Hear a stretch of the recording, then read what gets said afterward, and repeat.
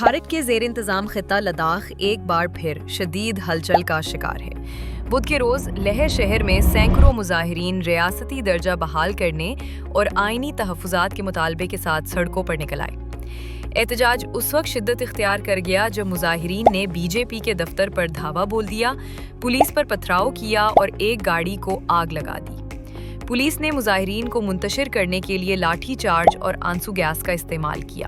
یہ جھڑپیں اس وقت سامنے آئی ہیں جب ماحولیات کے معروف کارکن سونم وانگ چوک مسلسل بھوک ہڑتال پر ہیں اور خطے کو آئین کے چھٹے شیڈول میں شامل کرنے کا مطالبہ کر رہی ہیں۔ 2019 میں آرٹیکل 370 کی منسوخی اور لداخ کو الگ مرکز کے زیر انتظام علاقہ بنانے کے بعد ابتدا میں لوگوں نے اس فیصلے کا خیر مقدم کیا تھا، مگر جلد ہی یہ اقدام عوامی ناراضگی میں بدل گیا۔ آج بدھ مت اکثریتی لیہ اور مسلم اکثریتی کارگل پہلی بار ایک پلیٹ فارم پر متحد ہو کر مودی حکومت سے اپنے حقوق اور شناخت کا مطالبہ کر رہی ہیں۔